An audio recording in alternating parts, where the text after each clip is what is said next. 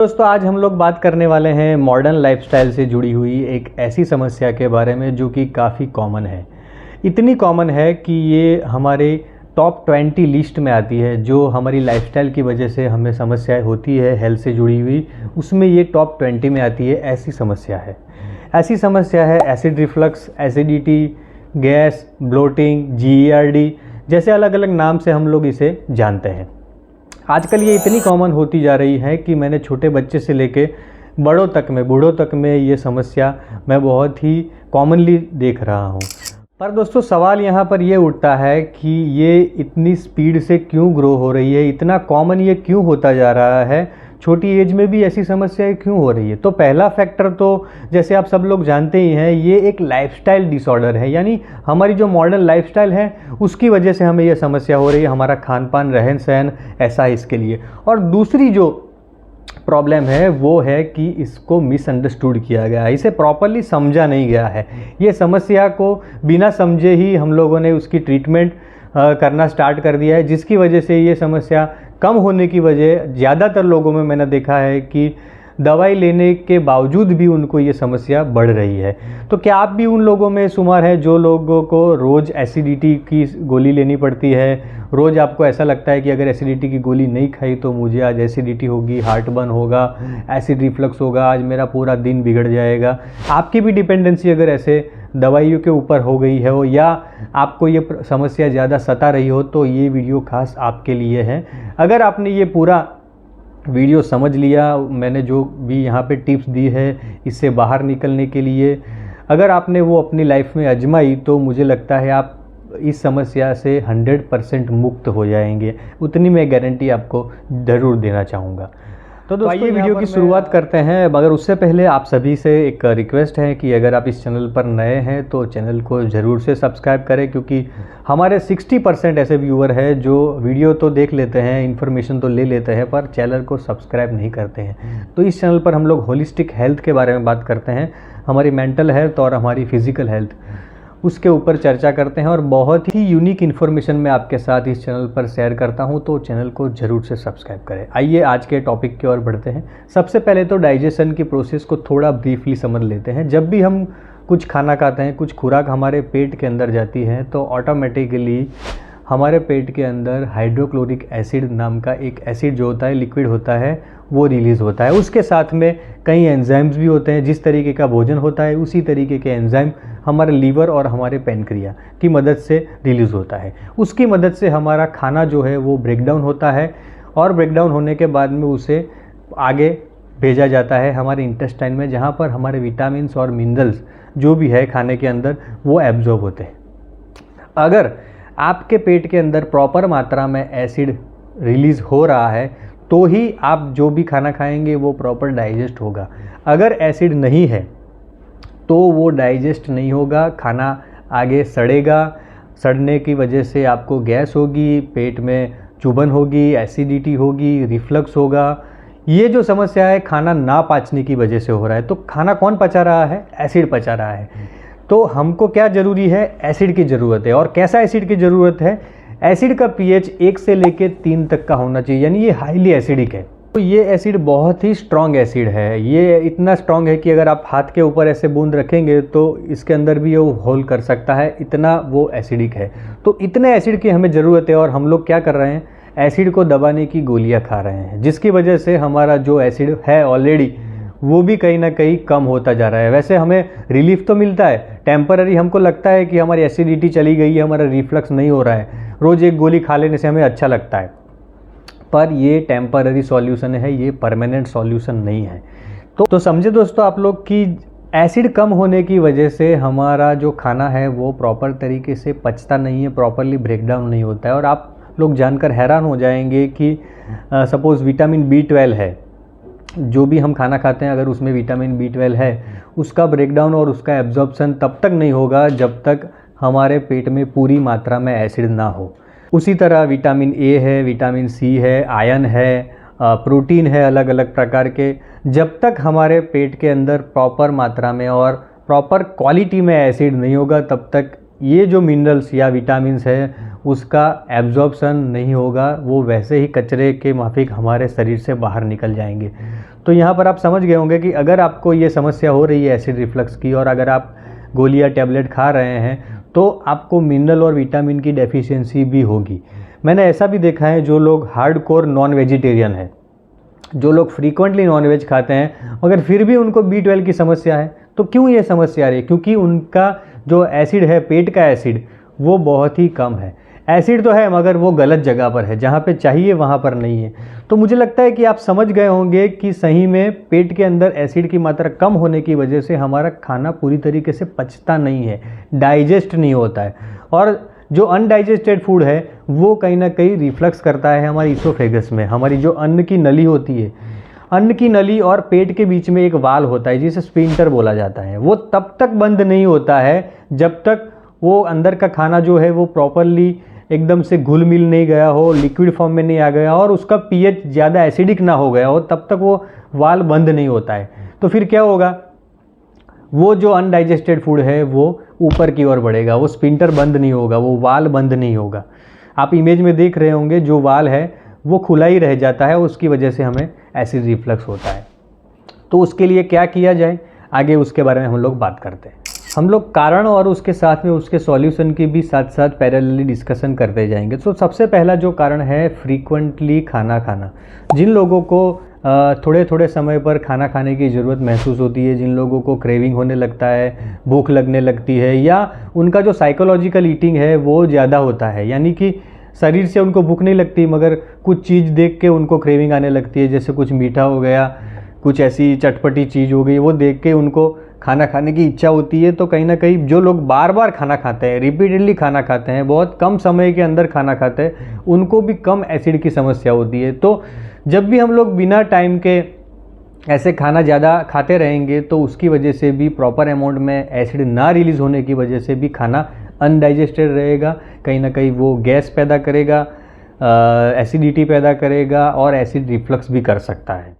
तो यहाँ पर जिन लोगों को ये समस्या हो रही है तो वो लोग उनकी खाने की जो फ्रीक्वेंसी है उसे थोड़ा कम कर दे। दिन में 3 या 4 मील से ज़्यादा मील ना ले, यानी कि आपका ब्रेकफास्ट हो गया, एक बार आपका लंच हो गया, शाम के वक्त पे कुछ आपने हल्का फुल्का स्नैक्स ले लिया और रात को डिनर।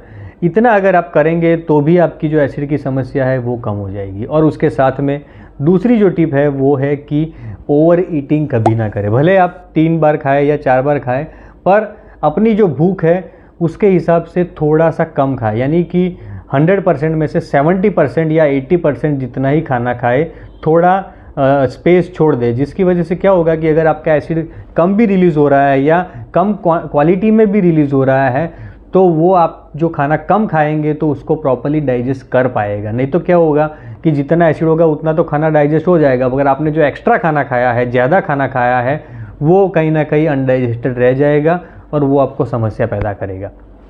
2 चीज़ें हो गई खाने के बारे में। तीसरी जो चीज़ है वो प्रॉपर समय पर खाना खाना। कई लोगों को मैंने देखा है, जिन लोगों को एसिड रिफ्लक्स की समस्या होती है, वो सुबह नाश्ता नहीं करते हैं, सीधा डायरेक्टली लंच कर लेते हैं, या लंच भी करते हैं तो उसका भी कोई फिक्स टाइम नहीं होता। कभी 12 बजे कर लिया, कभी 2 बजे हो गया, कभी 4 बजे तक खाना नहीं खाया। तो क्या होता है कि एक हमारी बॉडी की प्रॉपर साइकिल होती है, बायोलॉजिकल साइकिल जो होती है ना, वो एक फिक्स टाइम पर सेट हो जाती है। तो हम लोग अगर रेगुलरली 2 बजे खाना खा रहे हैं तो 2 बजे के आसपास वो पेट में एसिड रिलीज़ होगा। अगर आप उस टाइम पे खाना नहीं खाएंगे तो वो एसिड वैसे ही पड़ा रहेगा और वो कहीं ना कहीं आपको परेशान करेगा। आपने 4 बजे खाना खाया, 2 बजे एसिड रिलीज़ हुआ है, तो वो कोई मतलब ही नहीं बनता है, वो खाना ऐसे ही डाइजेस्ट होने वाला ही नहीं है। आप खाली अपनी संतुष्टि के लिए, खाली पेट भरने के लिए खा रहे हैं, मगर वो आगे जाके ना तो डाइजेस्ट होगा, ना उसमें से आपको कुछ विटामिन या मिनरल मिलेंगे। तो टाइम पर खाना, थोड़ा कम खाना, और साथ ही जो फ्रीक्वेंट मील है उसे कम कर देना, दिन में 3 से 4 बार ही खाना। ये हो गया। पानी के बारे में बात कर लेते हैं। जो लोग खाना खाते समय ज़्यादा पानी पीते हैं, कई लोग तो मैंने देखा है 2-2, 3-3 गिलास पानी पी जाते हैं खाना खाते समय। अगर आप लोग खाना खाते समय पानी पीते जाएंगे तो जो वो हाइड्रोक्लोरिक एसिड है, जैसे कि मैंने बताया कि वो 1 से लेकर 3 pH का होना चाहिए, पानी की वजह से उसका pH बढ़ जाएगा, वो डाइल्यूट हो जाएगा और खाना प्रॉपरली डाइजेस्ट नहीं कर पाएगा, वो खाने को ब्रेक डाउन नहीं कर पाएगा, तो उसकी वजह से भी वो खाना है वो वैसे ही अनडाइजेस्टेड रह जाएगा। तो आइडियली क्या करना चाहिए आपको कि खाना खाने से आधे घंटे पहले पानी पिए। जिन लोगों के पास कैंगन वाटर है वो लोग कैंगन वाटर पी सकते हैं, अदरवाइज़ आप नॉर्मल वाटर भी पी सकते हैं। खाना खाने के आधे घंटे पहले पानी पी लीजिए, फिर डायरेक्टली आप खाना खाइए। और खाना खाते समय अगर आपको पानी की ज़रूरत महसूस होती है तो जब आप हाफ वे पे पहुँचे, आधा खाना अपना कंप्लीट करें, तब आप 1 से 2 घूंट आप पानी पी लीजिए बस। फिर डायरेक्टली आप खाना ख़त्म करने के बाद 1.5 से 2 घंटे बाद आप पानी पिए। अगर आपने ये 3 चीज़ें मेंटेन कर ली पानी के बारे में, तो भी आपका एसिड रिफ्लक्स काफ़ी हद तक कम हो जाएगा। दूसरी एक गलती जो ज़्यादातर लोग करते हैं कि खाना खाने के बाद तुरंत ही वो ऐसे सोफ़े पे जाके बैठ जाते हैं, लेट जाते हैं, आधा लेट जाते हैं, सोफ़े पे जाके टीवी देखने लगते हैं या मोबाइल देखने लगते हैं। तो वो जो चीज़ है वो काफ़ी गलत है, क्योंकि जब भी आप खाना खाते हैं तो 1 से 1.5 घंटे तक आपके पेट के अंदर ही खाना रहता है, वो डाइजेस्ट होने की प्रक्रिया कर रहा होता है, वो खाना लिक्विड फॉर्म में कन्वर्ट हो रहा होता है। उसी समय अगर आप लेट गए तो आपका जो पेट है उसकी जो पोजीशन है वो टिल्ट हो जाएगा इसोफेगस की तरफ, यानी हमारी अन्न नली की तरफ। तो जो भी खाना है, जो भी लिक्विड फॉर्म में कन्वर्ट हो रहा है, वो खाना कहीं ना कहीं स्पिंटर के थ्रू हमारी अन्न नली में आएगा और कभी कभी उसकी वजह से खट्टी डकार भी आता है। मैंने ऐसा भी देखा है कि कई लोगों को रात को सोते हैं जब, तो एकदम से उठ जाते हैं क्योंकि उनके गले में खट्टा खट्टा पानी आ जाता है, तीखा तीखा पानी आ जाता है। तो उसकी वजह से तो फिर नींद भी ख़राब होती है आपकी, और साथ ही आपको एसिड रिफ्लक्स की समस्या हमेशा के लिए स्टार्ट हो जाती है। तो फिर कहीं ना कहीं आप लोग वही मेडिसिन के चक्कर में पड़ जाते हो। तो वो अवॉइड करने के लिए खाना खाने के तुरंत बाद आपको थोड़ी देर स्ट्रेट पोर्शन में सीधा स्पाइनल कॉर्ड रख के बैठना है आधा पौना घंटे तक।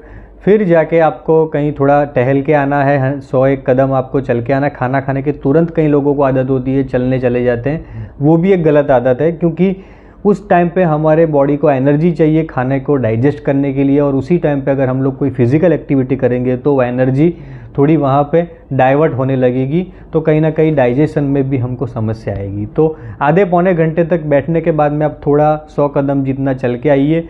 और साथ ही एक चीज़ का ध्यान रखिए कि अगर आप लोग देर से खाना खाते हैं रात को स्पेशली, तो वो आदत भी आपको एसिड रिफ्लक्स, एसिडिटी, गैस तक ले जा सकती है। तो आइडियली आप 8 बजे से पहले ट्राई करिए कि आप लोग अपना खाना ख़त्म कर लें, ताकि सोने और खाने के बीच में 3 घंटे जितना गैप रह जाए। कई लोगों को ये सवाल भी होता होगा कि अगर हमारा एसिड ऑलरेडी लो हो गया है या उसकी क्वालिटी जो है वो थोड़ी सी लो हो गई है, तो हम नेचुरल तरीके से हमारे पेट के एसिड को कैसे बढ़ाएं, कैसे हाइड्रोक्लोरिक एसिड को ज़्यादा हम लोग तेज़ कर सकते हैं। तो उसके लिए मैं आपको एक होम रेमेडी बताता हूँ। आप रोज़ इस चीज़ का सेवन कीजिए, उससे आपको डाइजेशन में काफ़ी सारी मदद मिलेगी और आपकी जो समस्या है ब्लोटिंग की, गैस की, एसिडिटी की, उसमें काफ़ी राहत मिलेगी। आप क्या करिए, 1 गिलास पानी लीजिए, नॉर्मल वाटर ले सकते हैं, जिनके पास कैंगन वाटर है वो 9.5 जो pH का पानी आता है वो लीजिए। उसके अंदर एक हाफ लेमन को, नींबू को स्क्वीज़ करिए। उसके अंदर थोड़ा सा आप अदरक का जूस डालिए, जिंजर जूस, और उसके अंदर 2 चुटकी जितना आप सेंधा नमक डाल सकते हैं, रॉक सॉल्ट डाल सकते हैं। उसके अंदर डाल के फिर उसको ड्रिंक को पूरा डाइल्यूट कर दीजिए, हिला दीजिए, और वो दोपहर के समय आप 3-4 बजे के आसपास ये वो ड्रिंक ले सकते हैं। और कई लोगों को ऐसी मान्यता है कि लेमन जो है वो एसिडिक है, तो वो एसिडिटी को बढ़ाता है, पर ये गलत मान्यता है। लेमन जो है वो बाहर, बॉडी के बाहर एसिडिक है, मगर जब भी वो बॉडी के अंदर जाता है तो वो अल्कलाइन बन जाता है और हमारे डाइजेस्टिव सिस्टम को ज़्यादा स्ट्रॉन्ग करता है। तो रोज़ इस ड्रिंक को आप लीजिए। नॉर्मल व्यक्ति भी इसे ले सकता है या जिन लोगों को ऐसी समस्या है वो भी ले सकते हैं। आप थोड़े ही दिन में देखेंगे कि आपकी जो डाइजेशन के रिलेटेड थोड़ी बहुत समस्याएं थी उसमें काफ़ी आपको सुधार मिलेगा। उसके साथ में मैं एक चीज़ आपको रेकमेंड करूँगा कि थोड़ा प्राणायाम कीजिए। आप रेगुलरली प्राणायाम का अभ्यास कीजिए, उससे भी आपकी जो ये डाइजेशन के रिलेटेड समस्या है, रिफ्लक्स के रिलेटेड समस्या है, वो उसमें आपको काफ़ी सुधार मिलेगा, क्योंकि कहीं ना कहीं ये हमारे जो मेंटल वेल बीइंग है उससे भी जुड़े हुआ है। जो लोग ओवर थिंक करते हैं, जिनको ज़्यादा एंग्जाइटी रहती है, उन लोगों को भी मैंने देखा है कि एसिड रिफ्लक्स, ब्लोटिंग, गैस वगैरह की समस्या रेगुलरली बनी रहती है। तो प्राणायाम, उसमें भी स्पेशली आप अनुलोम विलोम और कपालभाति, ये जो 2 प्राणायाम है वो रेगुलरली करने से डाइजेशन भी प्रॉपर होगा, आपका जो मेंटल वेल बीइंग है वो भी थोड़ा इम्प्रूव होगा, जिसकी वजह से आपको ये रिफ्लक्स की समस्या में काफ़ी राहत मिलेगी। दोस्तों ये थी हमारी आज की बात। आपको ये इन्फॉर्मेशन कैसी लगी वो मुझे फीडबैक में ज़रूर से बताइए, और मुझे साथ ही ये भी बताएं कि आप कितने समय से एसिड रिफ्लक्स की ट्रीटमेंट कर रहे हैं और आपको उससे क्या फ़ायदा मिला है, क्या नुकसान हुआ है। मैंने जो बात आपको बताई जो लो एसिड के बारे में, उसके बारे में आपके क्या मंतव्य हैं, क्या ऑब्जर्वेशंस हैं, तो वो भी मुझे आप कमेंट सेक्शन में बता सकते हैं। उसके साथ अगर आप मुझसे कुछ कंसल्ट करना चाहते हैं तो स्क्रीन पर दिए गए नंबर से मैं आपके साथ जुड़ सकता हूं। आप मुझे मैसेज कर सकते हैं व्हाट्सएप पर। हमारे कन्वीनियंट टाइम पे हम लोग बात करेंगे, जिससे कि आपकी जो समस्या है, हेल्थ से जुड़ी हुई समस्या है, उससे आप जल्द से जल्द छुटकारा पा सके। फिर से एक बार रिक्वेस्ट करूंगा दोस्तों कि हमारे चैनल पर अगर आप नए हैं तो चैनल को ज़रूर से सब्सक्राइब करें। ये जो इन्फॉर्मेशन है उसे ज़्यादा से ज़्यादा लोगों तक पहुंचाइए, ताकि लोग भी सही इन्फॉर्मेशन से अवेयर हो और उनकी लाइफ में भी कुछ पॉजिटिव हो, तो वो एक प्योरली होलिस्टिकली हेल्दी समाज की रचना कर सके। फिर मिलेंगे आपसे नए टॉपिक के साथ में। Thank you very much.